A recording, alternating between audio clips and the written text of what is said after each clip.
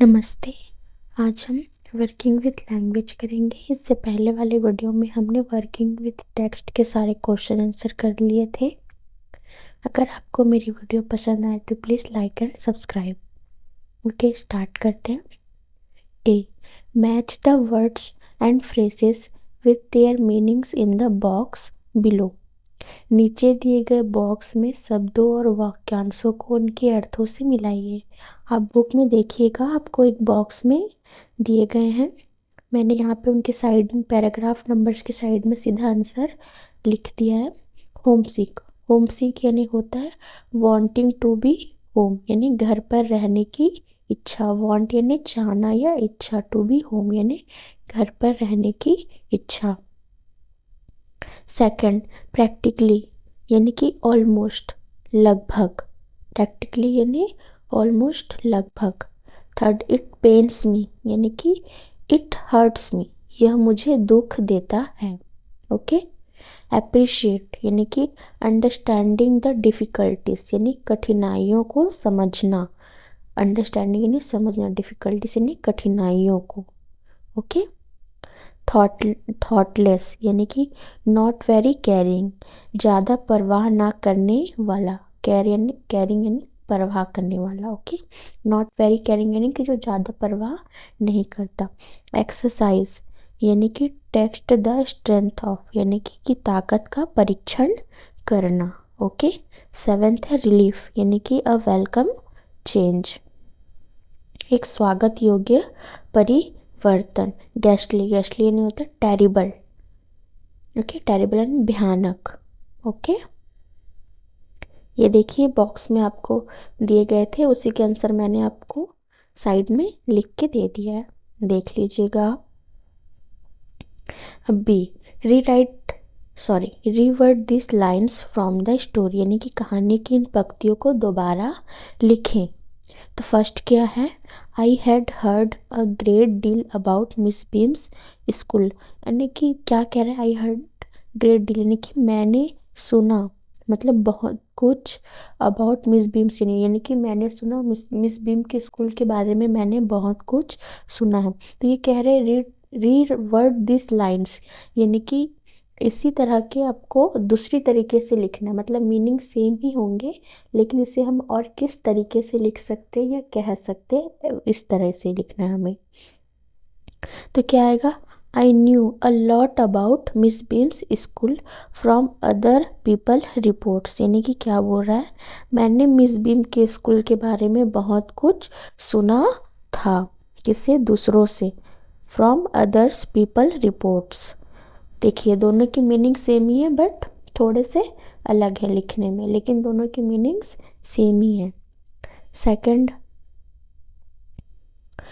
Miss beam was all that I had expected, middle aged full of authority, यानी कि miss beam was all that I had expected यानी कि मैंने जैसे सोचा था मिस बीम बिल्कुल वैसी ही थी, एक मिडल एज की यानी कि मतलब मिडल मध्यम आयु, फुल ऑफ अथॉरिटी यानी कि पूरे अथॉरिटी वाली। तो हम कैसे लिख सकते हैं इसे, मिस बीम एग्जैक्टली मैचेस माई एक्सपेक्टेशंस, यानी कि जैसे मैंने एक्सपेक्ट किया था ठीक वैसे ही थी, एग्जैक्टली यानी ठीक वैसी ही।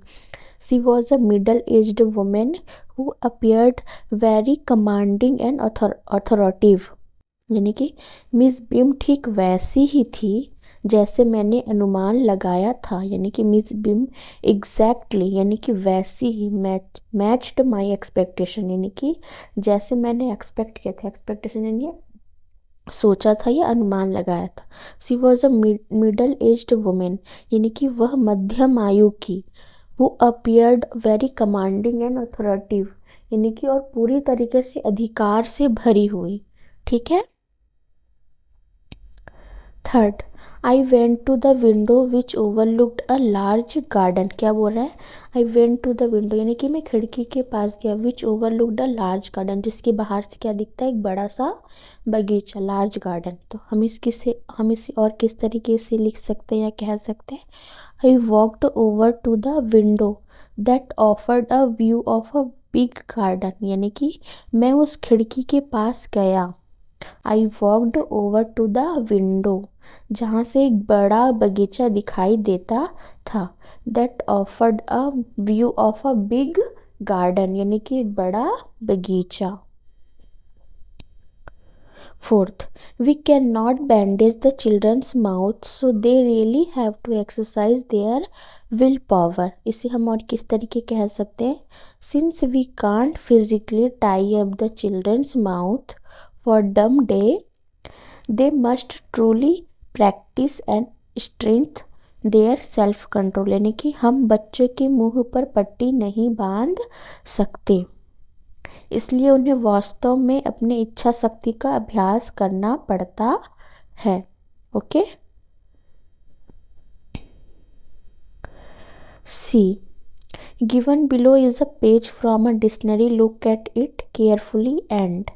नीचे एक डिक्शनरी का एक पेज दिया गया है, इसे ध्यान से देखिए और देखिए आप अपनी बुक में आप देखिएगा, आपको एक नीचे पूरी डिक्शनरी दी गई होगी। मैंने यहाँ पे नहीं दिया है, मैंने डायरेक्ट आंसर लिखा हुआ है। ओके। तो फर्स्ट क्वेश्चन क्या है? Find a word which means the same as ghastly, write the word and its two meanings. तो क्या बोल रहा है?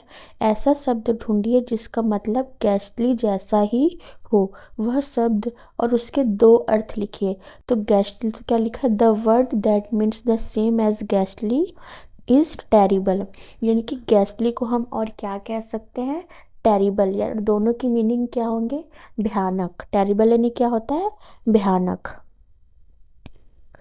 तो क्या उस और क्या बोला है? उस शब्द और उसके दो अर्थ लिखिए, तो हमने उसके दो मीनिंग्स भी लिखे हैं। तो फर्स्ट क्या आएगा? Causing fair a feeling of terror, यानी कि कॉजिंग फेयर यानी डर पैदा करना। ओके। फेयर यानी डर होता है। अ फीलिंग ऑफ टेरर यानी डर की भावना। अ फीलिंग ऑफ टेरर यानी डर की भावना। सेकंड है very bad, your writing is terrible. Very bad यानी बहुत बुरा, आपकी राइटिंग बहुत ख़राब है, यानी कि your writing is terrible. Okay. तो गेस्टली को और दूसरी तरह से हम क्या कह सकते हैं? टेरिबल।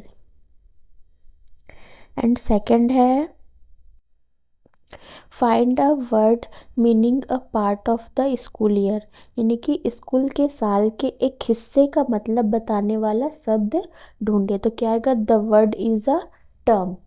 तो यह शब्द क्या है? टर्म। आपको बोल रहा है स्कूल के साल के एक हिस्से का मतलब, जैसे कि हम बोलते हैं मिड टर्म, फाइनल टर्म, तो वो हमारे एक साल का एक हिस्सा होता है, तो उसे हम क्या कह सकते हैं? टर्म। तो the word is a term. तो क्या हो सकता है? A part of the school year, there are 3 terms in a school year. Okay. क्या बोल रहा है? स्कूल साल का एक हिस्सा, स्कूल साल में 3 टर्म होते हैं। There are 3 terms in a school year. Okay.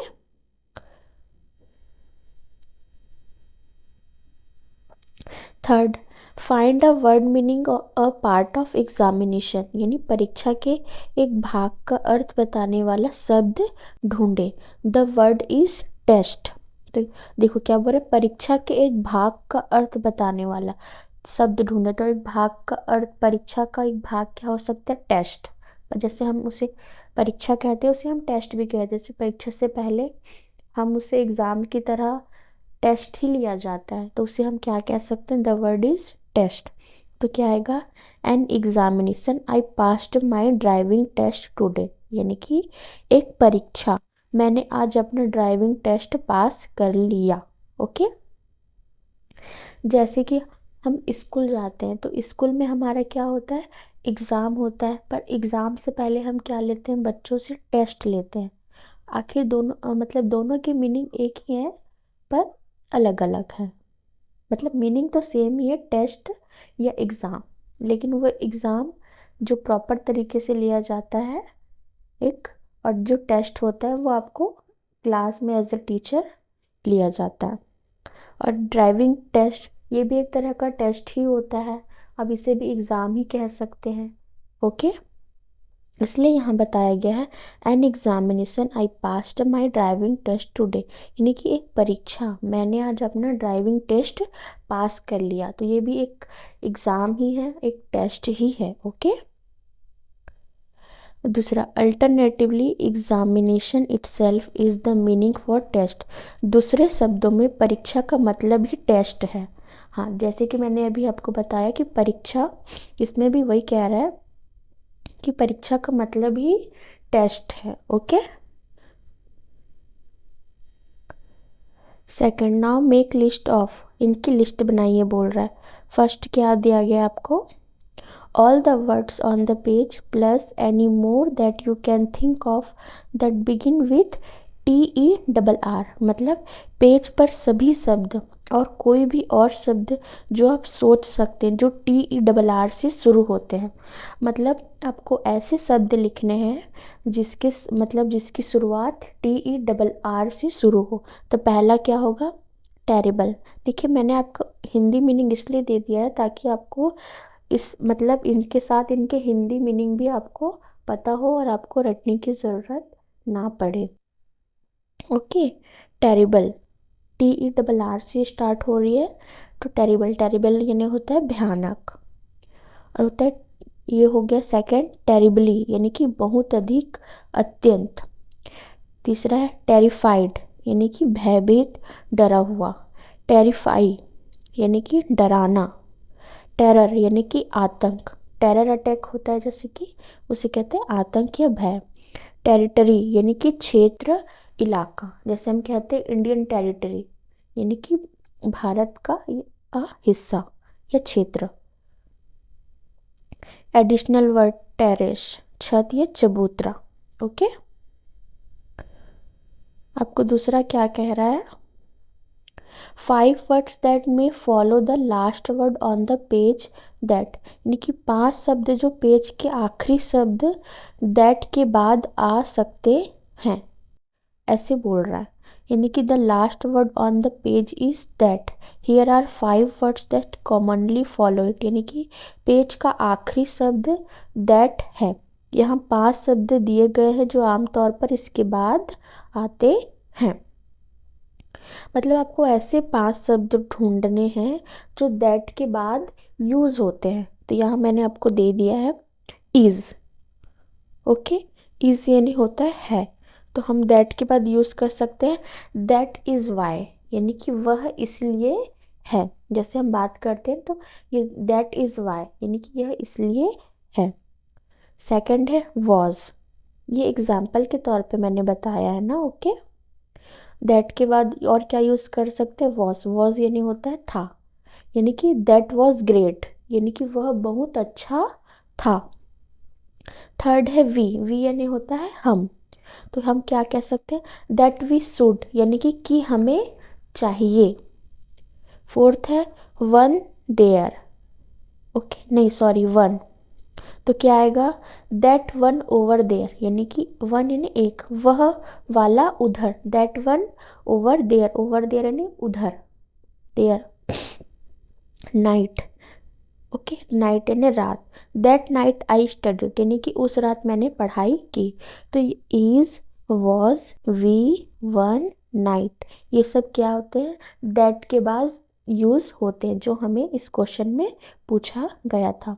सिर्फ यही शब्द नहीं है, और भी बहुत सारे शब्द हैं जो दैट के बाद आते हैं, लेकिन हमें यहाँ पे सिर्फ 5 पूछे गए थे, इसलिए हमने सिर्फ 5 के एग्जाम्पल दिए हैं।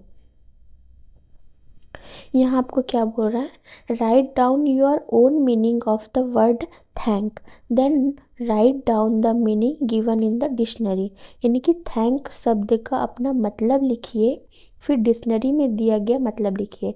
मतलब आपके हिसाब से थैंक का क्या मतलब है वो लिखिए, और डिक्शनरी में थैंक का मीनिंग क्या होता है वो लिखिए बोला है। तो मैं पहले माई ओन मीनिंग यानी कि मेरे अर्थ से क्या होगा, टू शो और express gratitude, appreciation to someone for something they have done for given, sorry done और गिवन, यानी कि किसी के द्वारा किए गए कार्य या दिए गए उपहार के लिए आभार या धन्यवाद व्यक्त करना उसे, ये हमारे मीनिंग में। और डिक्शनरी के मीनिंग के हिसाब से टू से we are grateful to someone, यानी कि यह कहना कि हम किसी के प्रति आभारी हैं, आभारी यानी grateful. Okay.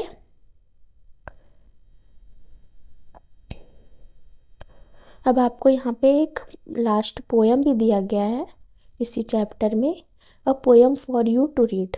All but blind यानी कि लगभग अंधे, ब्लाइंड यानी अंधा होता है।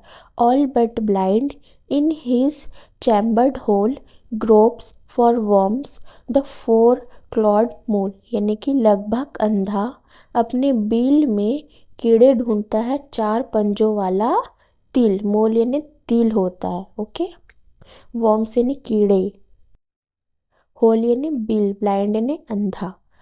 Second, all but blind in the evening sky the hooded bird tolls softly by, यानी कि लगभग अंधा शाम के आसमान में, इन द इवनिंग स्काई पंखों वाला चमगादड़, मतलब द हुडेड बैट धीरे से उड़ता, टुल्सली सॉफ्टली बाय। ओके।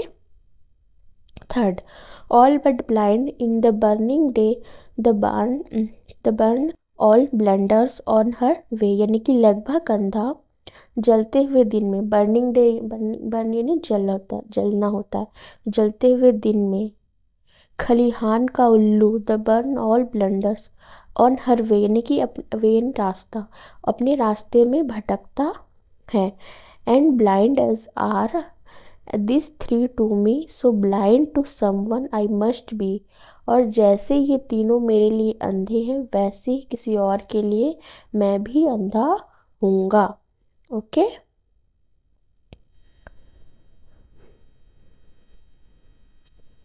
अब आपको क्या दिया गया है, स्पीकिंग एंड राइटिंग।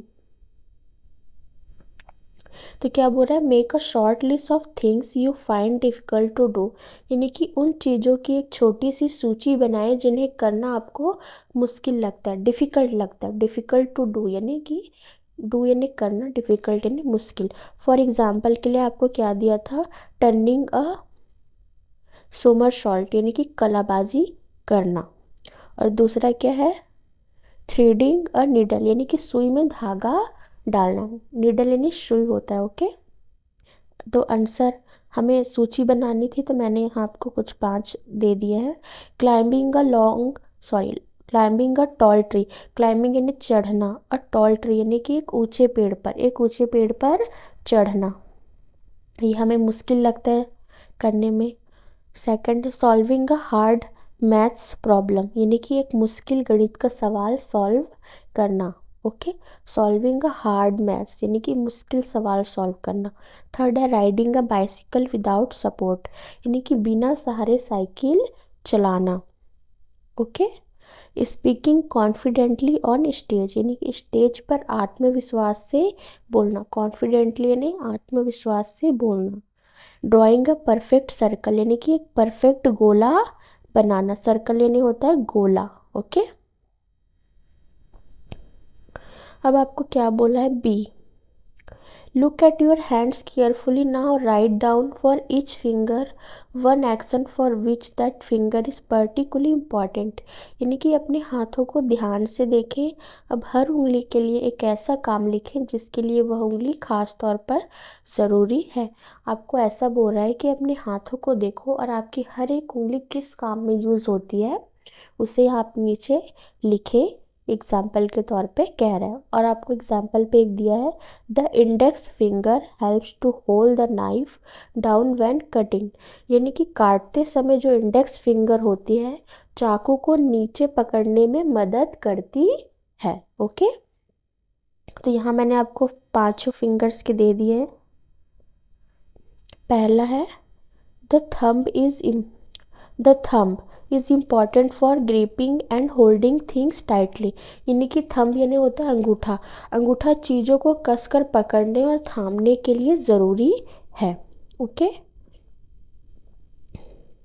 ग्रिपिंग यानी होता है पकड़ना एंड होल्डिंग यानी थामना। Okay,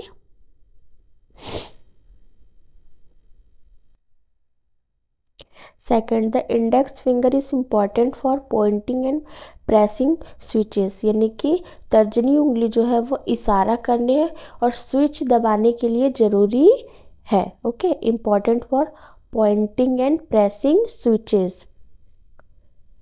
third, the middle finger is important for giving support while writing, यानी कि जो बीच की उंगली होती है वो लिखते समय सहारा देने के लिए ज़रूरी है। Fourth, ring finger is important for holding things carefully with balance, यानी कि अनामिका उंगली चीज़ों को संतुलन के साथ ध्यान से पकड़ने के लिए ज़रूरी है। The little finger is important for giving extra support while holding a glass और बोतल, यानी कि छोटी उंगली गिलास या बोतल पकड़ते समय एक्स्ट्रा सहारा देने के लिए ज़रूरी है। अब आपको लास्ट दिया है नो योर कंट्री, यानी कि अपने देश को जाने। तो आपको पहला क्वेश्चन क्या पूछा है, विच स्टेट्स बॉर्डर आंध्र प्रदेश, यानी कि आंध्र प्रदेश की सीमा किन राज्यों से लगती है। विच स्टेट यानी कि कौन से राज्य, बॉर्डर यानी कि सीमा, आंध्र प्रदेश की सीमा किन राज्यों से लगती है। तो क्या आएगा, the states that border Andhra Pradesh are, यानी कि आंध्र प्रदेश की सीमा से लगे राज्य हैं तेलंगाना, महाराष्ट्र, छत्तीसगढ़, उड़ीसा, कर्नाटक और Tamil Nadu. Okay. Second question, which is India's largest island, यानी कि भारत का सबसे बड़ा द्वीप कौन सा है। आइलैंड में द्वीप, ओके। लार्जेस्ट आइलैंड पूछ रहा है तो सबसे बड़ा द्वीप कौन सा है।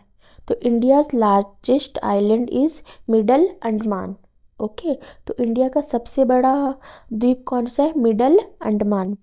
Situated in the Bay of Bengal, the middle Andaman is India's largest island, यानी कि बंगाल की खाड़ी में स्थित मिडल अंडमान भारत का सबसे बड़ा द्वीप है। Situated in the Bay of Bengal, यानी कि बंगाल की खाड़ी में स्थित the middle Andaman is India's largest Andaman, यानी कि भारत का सबसे बड़ा द्वीप है। Thank you for listening.